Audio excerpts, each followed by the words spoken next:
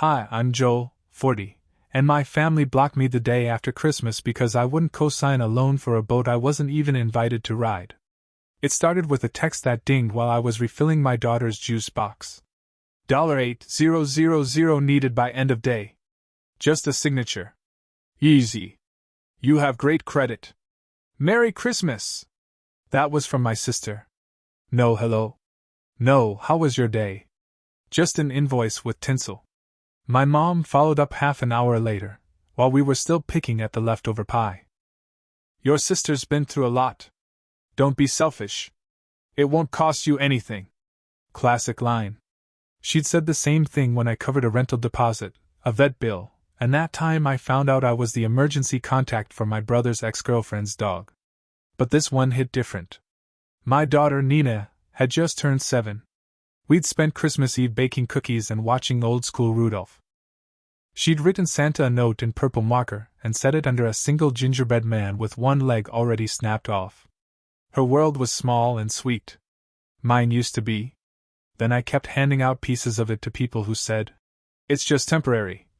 And, "You're the stable one." They weren't wrong. I'm an accountant. My idea of fun is spreadsheet conditional formatting. I meal prep. I floss. I run a tight budget because I want Nina to feel steady in a world where half her classmates split weeks between addresses. Her mom and I share custody and we make it work. Not perfect, but peaceful. My family? The opposite of peaceful. Group chats full of memes and money requests. Birthdays that double as fundraisers. Emergencies that always align perfectly with big purchases. I said no. No to the boat loan. No to being the family ATM with a smiley face. That's when the phone calls started. Accusations. Guilt trips. Dad actually said, "You're breaking your sister's heart over a signature." And when I said I had to think about my kid's future, my mom said, "You mean that brat who's always drawing at the table?" That's the moment something inside me snapped so quietly I barely noticed it. Like a drawer sliding shut. Next morning, I moved money. Then I made one change to one little account. By 10:42 a.m., my phone exploded.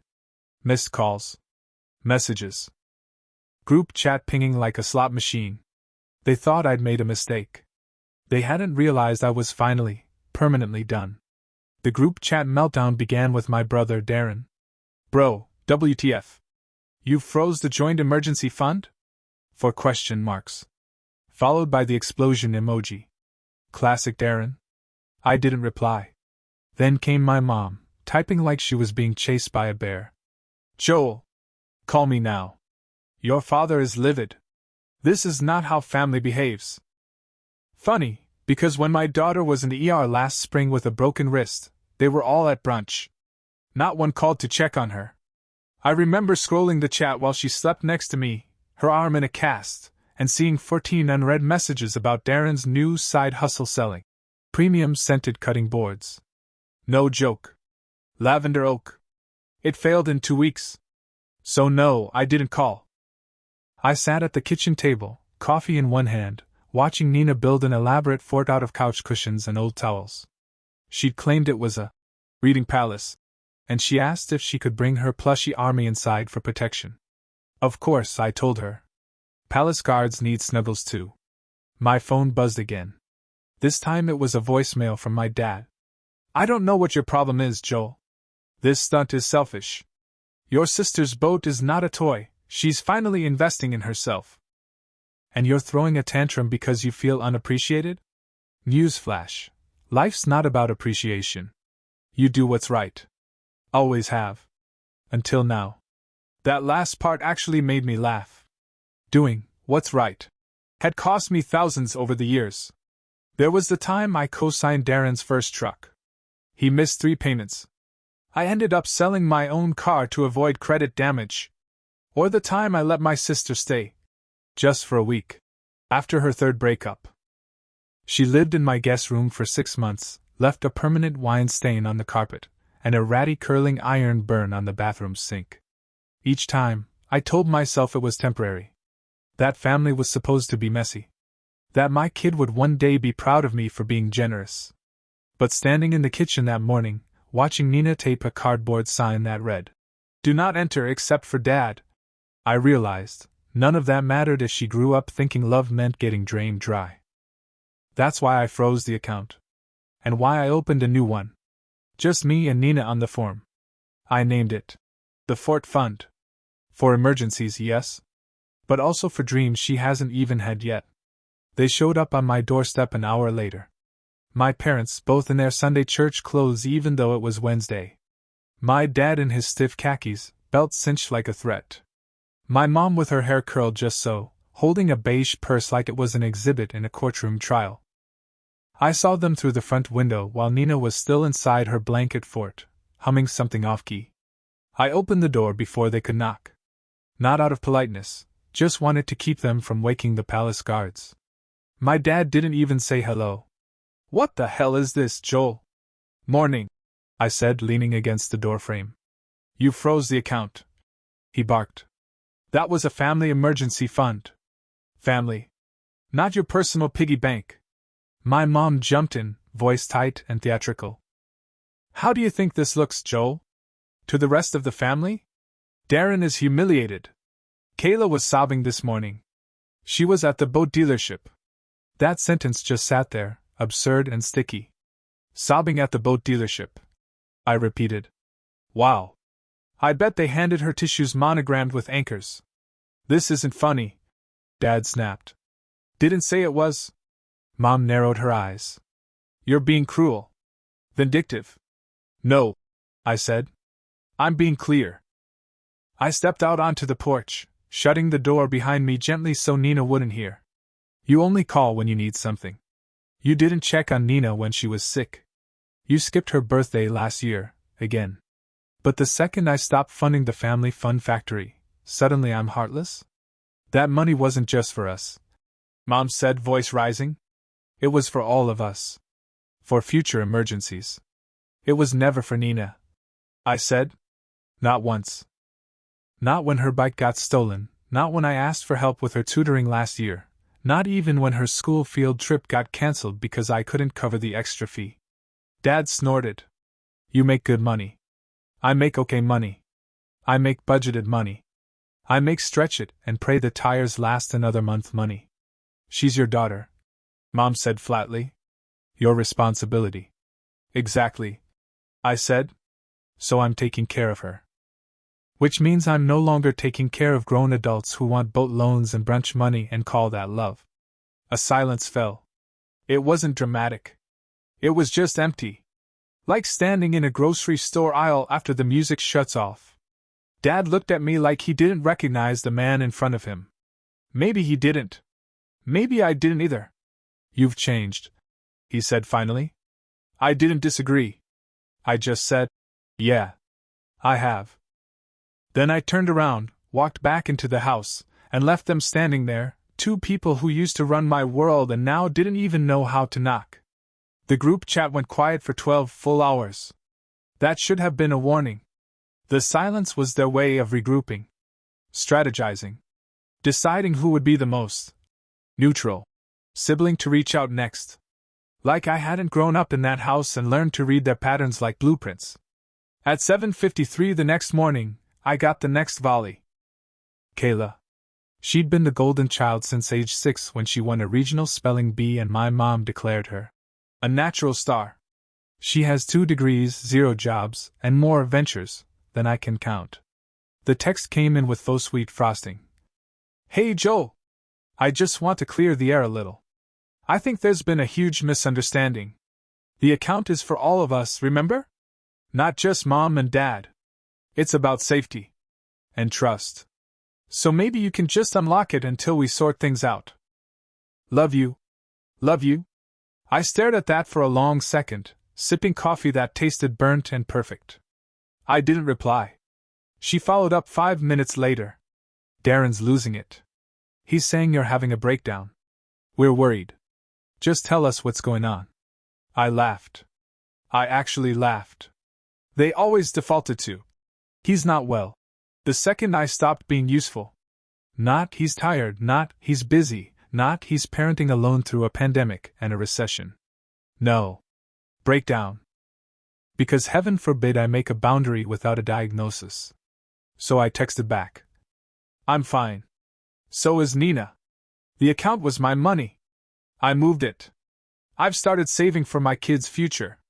I won't be funding boats, brunches, or bailouts anymore. Please stop contacting me unless it's about Nina. The dots bounced for a full minute. Then, so it's like that. That's all. I turned off notifications. Nina was up, hair tangled, dragging her blanket across the floor like a sleepy turtle. Can we have pancakes? She asked. You always ask like I might say no, I said, ruffling her hair. I like pretending it's a surprise, she said with a smirk. While we stirred the batter, she told me her plan for a new comic. A girl who lives on the moon and builds a robot family from scrap. She gets to pick who's in it, she said. And she gives them cool parts. Like a camera eye and super ears and a lava lamp for feelings. She sounds awesome, I said. Nina looked up at me, serious. She's you.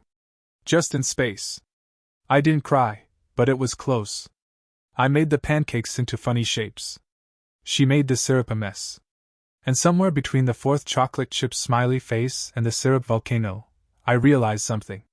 I was done feeling bad for protecting the one person who saw me as more than a wallet with Wi-Fi.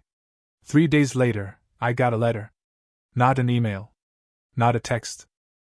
A real paper envelope with my name handwritten in my mom's slanted cursive like it was the 1800s and we were exchanging news across the ocean.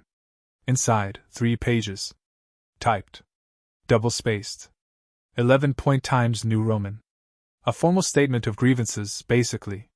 It read like a passive-aggressive legal brief, minus the professionalism. Page 1 was about disappointment. How I'd blindsided the family.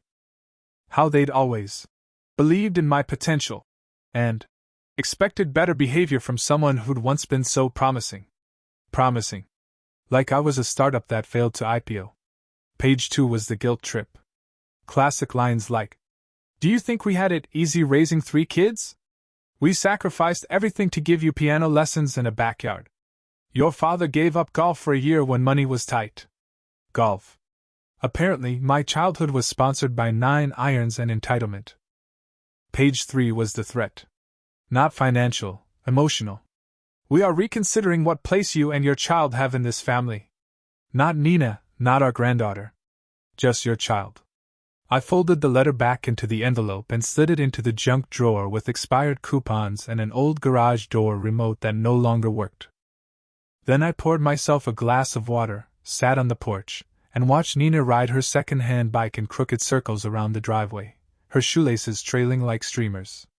She called out, "Look, Dad, no hands!" It was one hand. Still, I clapped like it was the Tour de France. That night I did 2 things. First, I emailed my lawyer cousin, Marissa, and asked what it would take to officially dissolve the joint family emergency account. She called within an hour, said she'd handle it. "Joel," she said, "I've been waiting years for someone to break the financial Stockholm syndrome in this family. I could hug you." Second, I made a list. A simple one. Who shows up? Jenna. Erica. Marissa. Nina. Always Nina. That was it. That was the whole list. And it was enough. The next morning, I pulled Nina's latest comic off the fridge. This one had a new cover. It was titled, The Real Team, Chapter 2, Shields Up. On the back, in pencil, she'd written, "No villains allowed unless they say sorry." Fair, I thought. More than fair. The next blow came in the form of a social media post. A grainy photo of a dinner table set for 10, captioned, "Nothing like real family time. Some people forget what that means. Hashtag blessed, hashtag grateful, hashtag the loyalones." My mom had tagged everyone but me. Even tagged Darren's dog. Not a joke. I only saw it because my aunt forwarded it to me with a single-word message. Yikes. I didn't reply. Just stared at the picture, Kayla grinning in a hat that probably cost more than my fridge, Darren mid-toast, my dad red-faced from wine and righteousness, and my mom doing that tight-lipped smile she uses when pretending nothing's wrong. The 2 chairs on the end were empty. I knew which ones. Mine and Nina's. Nina saw the picture over my shoulder. Are those Grandma and Grandpa? Yeah. I said, quickly tilting the screen. Where are we? They didn't invite us. She looked up at me, frowning. Because we said no to the boat? Something about the way she said we broke my heart a little. It's more complicated than that, I said. But yeah, sort of. She nodded slowly, absorbing it in the serious way only kids can. Then she picked up her drawing pad and said, I'm gonna make us a better dinner party. An hour later, she handed me a page covered in crayon. A long table with cartoon versions of me, her, Jenna, and two giant cats wearing party hats. At the head of the table, Nina had drawn herself with a crown and a speech bubble that said, Pass the juice, please. Underneath, in block letters, No jerks invited. I put it on the fridge. Top center. Above everything. That night, Jenna came over with takeout and her weird little rescue dog that hates pants. Nina made place cards. Jenna brought cake for no reason. I made cocktails with whatever I had in the back of the cabinet. One of them involved maple syrup and regret. We didn't talk about the family much. Just work, and Leo's drawings, and how Jenna once dated a guy who claimed he could taste weather. When she left, she gave me a long hug at the door and said, You're doing something brave. I hope you know that. I didn't feel brave. I felt hollow and tired and weirdly free. Sometimes cutting the cord doesn't feel like flying. It feels like silence. But at least it's finally yours. The silence didn't last. A few days later, I got a certified letter. Real envelope. Real signature required. The kind of thing that used to make my stomach drop. Inside was a formal notice that the joint account had officially been closed. Due to unreconcilable disputes between co-owners. Language so stiff it practically had a necktie. Attached was a final breakdown of contributions. It was all there in black and white. Deposits. Joe P. $19,200 over 3 years. Robert and Linda, Mom and Dad, $650. Darren, $0. Kayla, $75, marked, accidental Venmo. I sat there at the kitchen table with that letter, sipping my coffee, and I actually laughed. Like real laughed. A full body, slightly unhinged. Is this my life? Kind of laugh. Nina walked in mid-snort. Are you okay? Never better, I said. She squinted at the paper. Is that a bill? Nope. It's the opposite. It's proof. Of what? That I'm not crazy. She nodded, serious. That's important. It was. Because I'd spent years thinking I was overreacting. That maybe I was too sensitive. That good sons shouldn't keep track. That good brothers don't ask for receipts. But there it was, in plain numbers. I had been their safety net, their rainy day fund, their fix-it fairy. And now? Now I was free. The next weekend, Nina and I went out for burgers. Just us. I let her get the milkshake and the curly fries. She told me about her latest comic saga, where the robot family goes undercover at a fancy dinner party and uncovers an evil breadstick cult. I told her it sounded exactly like one of our Thanksgivings. She laughed so hard she spit milkshake on her shirt. Then, because I was feeling bold, I asked, Would you want to go somewhere this summer? Just us? Her eyes lit up. Like on a trip? Yeah. Not big or fancy. Just somewhere with a pool. Or maybe a treehouse. Or a weird museum with, like, 1,000 spoons. Her face got serious. Do you think we'll be invited to the family beach house this year? I paused. No, I said. Probably not. She shrugged. Okay. Then let's go somewhere better. That's the thing about kids. They don't need the lies to feel better. Just the truth and a little time. We spent the rest of dinner drawing ideas for Tima's vacation. One of them involved roller coasters and petting zoos. One was just a cabin with no mean people. That one got 3 stars. I went home that night and opened a new folder on my laptop. I labeled it The Real Team, Summer Plans. The next big holiday was Easter. The last few years, it meant driving an hour to my parents' house, sitting at the long table with the centerpiece Mom bought on sale but told everyone was from that boutique in Charleston. and pretending to laugh at Darren's jokes while Kayla monologued about essential oils or moon vibrations or whatever she was into that month. This year, we stayed home. Nina and I dyed eggs in the backyard using food coloring and whatever was still viable in the fridge. One of them came out a weird green-gray, and we named it Greg. We made waffles with jelly beans baked inside because Nina insisted it was tradition in some cultures. And honestly, who was I to question that? Around 11 a.m., my phone buzzed. Aunt Melissa. She sent a single text. "They're talking about you again." I didn't even ask what was being said. I didn't care. Whatever it was, I'd already lived it. I looked at Nina, syrup on her chin, trying to glue googly eyes to an egg with a band-aid. "Want to do something weird?" I asked. "Always." So we went to the zoo. Easter Zoo, turns out, is a strange and magical place. Fewer crowds. More animals actually moving. Nina declared a meerkat her spirit animal, and spent 15 full minutes pretending to be one. We ate overpriced hot dogs and split a snow cone. She drew a comic on the way home about a kangaroo who runs an Easter detective agency. It was hilarious, and somehow made me cry. That night, after she went to sleep, I stood in the hallway outside her room for a long time. There was a time when I'd lie awake wondering how to explain our family to her. The absences. The weird vibes. The one-sided loyalty. Now I realized I didn't have to explain it. I just had to live something different. Something better. No lessons in guilt. No spreadsheets of who owes what. No invitations dipped in manipulation. Just time. And care. And choosing each other, again and again. The next day, a card arrived in the mail. No return address. Just my name in familiar handwriting. Inside was a note. "You've changed. That's not a compliment." "Mom!" I laughed. Folded the card. Slid it into Nina's art drawer, under things to use in comics. Because if my story was going to be weaponized, it might as well have lasers. At bedtime that night, Nina asked if I could read her comic back to her. The latest one, The Real Team, issue number 3, Fortified Hearts. I read it in my best dramatic voice. She giggled under the covers, holding her new sketchpad close like it was treasure. At the end, she whispered, "Dad? Yeah, Bug? Do you think we're weird?" I smiled. "Absolutely." She grinned. "Good." Then she closed her eyes. I sat there for a long time after she drifted off. In the quiet. In the peace I didn't used to believe I could have. My phone buzzed once more. Mom again.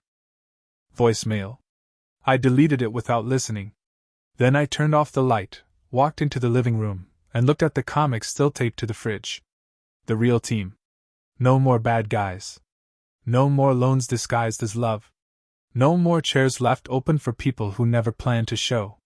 Just me. Her. Us.